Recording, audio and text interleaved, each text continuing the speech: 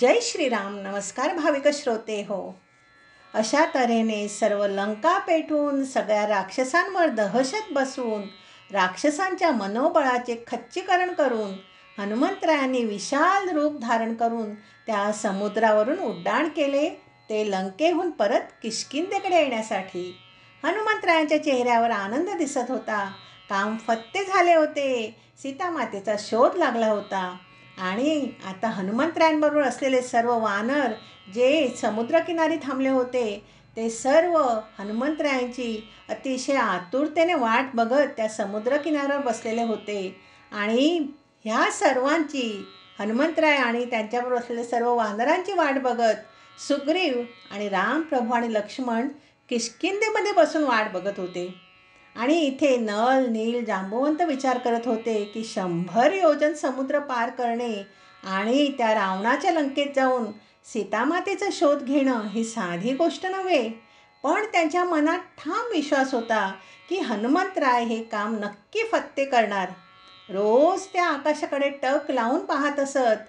पण आज त्यांनी पाहिले आणि त्यांना ललकारी ऐकू आली, जय श्रीराम. आणि ललकारी ऐकल्याबरोबर वर पाहिले तर हनुमंतराय. एवढा आनंद झाला. त्यांचा आनंद गगनात मावेना. त्यांनी सगळ्यांनी मिळून हनुमंताचा जय जयकार केला. आणि मग हनुमंतरायांनी सगळ्या प्रवासाचे वर्णन त्यांना सांगितले. आणि मग सर्वांनी ठरवले की आता किष्किंधा नगरीकडे प्रयाण करूया. आणि दुसऱ्या दिवशी सर्वजण किष्किंधेकडे निघाली. सर्व वानर मंडळी आनंदात होती. जाता जाता त्यांना सुग्रीवाचे वन लागले, ज्या वनाला मधुवन म्हणत होते, जे सुंदर असे नंदनवनच होते जणू. त्या वनामध्ये जायला कोणालाही परवानगी नव्हती. पण ही सर्व वानर मंडळी त्या वनामध्ये आली. त्या वनाचे प्रमुख सुग्रीवाचे मामा दधिमुख होते. त्याने त्यांना अडवण्याचा प्रयत्न केला, पण ही सर्व वानरे कोणीही त्याची ऐकीना. शेवटी दधिमुखला राग आला आणि त्याची आणि ह्या सर्व वानरांची बाचाबाची झाली, झोंबाझोंबी, गुद्दागुद्दी झाली. त्या सगळ्यांनी दधिमुखला रक्तबंबाळ केलं आणि ते त्या उपवनामध्ये आले. आणि ते सर्वजण हनुमानजींना म्हणाले, तुम्ही इतके थोर कार्य करून आला आहात, तो आपण साजरा करूया. ह्या मधुवनातले मध पिऊन इथली छान छान गोड फळे खाऊया. आणि ह्या बागेत येण्याची कोणालाही परवानगी नाही, पण आपण आता आलो आहोत तर आपण या सर्वांचा आनंद घेऊया. आणि त्यांनी बागेतील फळे मनसोक्त खाल्ली आणि मध प्यायले.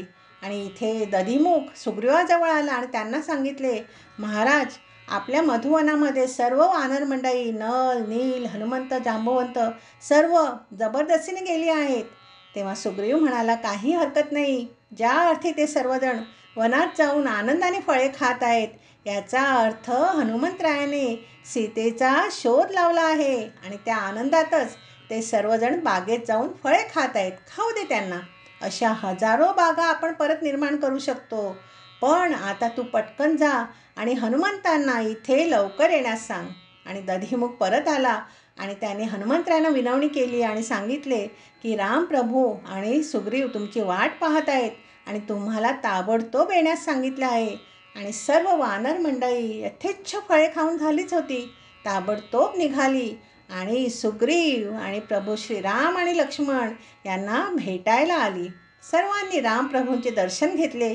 हनुमंतरायांनी रामप्रभूंचे दर्शन घेतले आणि रामप्रभूंनी हनुमंतरायांना आपल्या हृदयाशी धरले. हो, सर्वांनाच अत्यंत आनंद झाला आहे.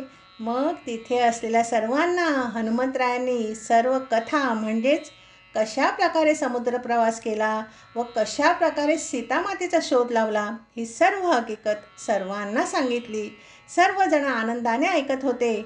समुद्र पार करण्यापूर्वी जांबुवंतांनी कशा प्रकारे हनुमंतरायांना स्वस्वरूपाची जाणीव करून दिली आणि स्मरण झाल्यानंतर हनुमंतरायांनी भव्य दिव्य असे स्वरूप प्राप्त केले. आणि समुद्र पार करण्यासाठी उड्डाण केले असता त्यांना मैनाक पर्वताने कसे आमिष दाखवले नंतर सुरसा मातेने कशी त्यांची परीक्षा घेतली. पुढे सिंहलिका आली. नंतर तिथून ते निघाले. ते थेट जाऊन पडलंकेत कसे पडले, तिथे क्रोचाला ठार करून ते लंकेत कसे आले, नंतर लंकेचे निरीक्षण करताना कसे हनुमंतराय प्रत्येकाच्या महालात गेले, नंतर सीतामातेला कसे भेटले, त्यांना मुद्रिका दिली, त्यांना सर्व कथा रामकथा सांगितली, सीतामातेचा विश्वास संपादन कसा केला, आणि नंतर फळ खात असताना कसे झाड पडले, आणि सर्व मग 14,000 राक्षसांना कसे ठार केले, अशोकवन कसे नष्ट केले, नंतर 80,000 राक्षसांना कसे ठार केले, नंतर इंद्रजित आले आणि त्याने ब्रह्मदेवांना सांगून त्यांना कसे बंदी बनवले व रावणासमोर नेले, नंतर त्या रावणाच्या सभेत कसे वादविवाद झाले आणि त्यांनी हनुमंतरायांची शेपटी कशी पेटवली आणि नंतर त्यांनी आपल्या शेपटीने कशी लंका जाळली, ही सर्व हकीकत हनुमंतरायांनी प्रभू श्री रामचंद्र आणि बाकी सर्व वानरांना सांगितली. आजची कथा आपण इथेच थांबूया. बोला जय श्रीराम.